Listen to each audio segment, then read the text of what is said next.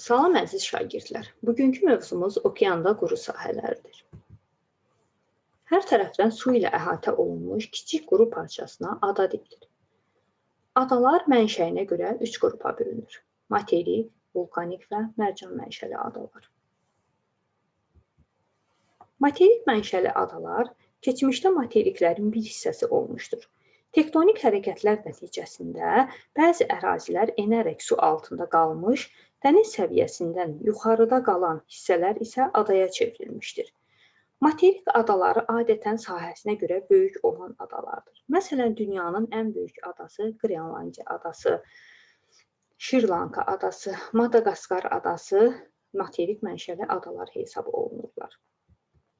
Vulkanik mənşəli adalar sualtı vulkanların püskürməsi və lavanın soyuması nəticəsində yaranırlar. Vulkanik mənşəli ən böyük ada Atlantik okeanındakı İslandiya adasıdır. Lakin vulkanik mənşəli adalara ən çox Sakit okeanında rast gəlinir. Çünki bilirik ki, ora seysmik cəhətdən daha aktivdir.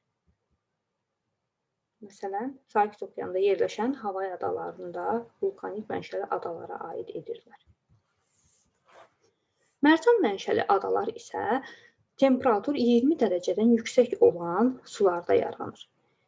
Məhv olduqdan sonra mərcan poliplərinin qalıqları uzun müddət ərzində toplanaraq daşlaşır və sualtı qayalıqlara yaxud adalara çevrilirlər. Belə adalara da Sakit və Hind okeanında çox rast gəlinir. Avstraliyanın şimal-şərqində yerləşən böyük səlqifi Maldiv adaları belə adalara misal göstərmək olar. Arxipelaqlar isə adalar toplusu deməkdir. Adalar bir-birinə yaxın yerləşərək arxipelaqlar yaradırlar.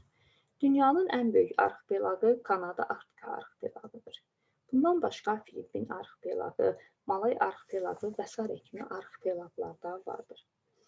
Ada və arxipelaqlarda müstəqil dövlətlər yerləşir və yaxud da onlar hər hansı bir dövlətə aid olurlar.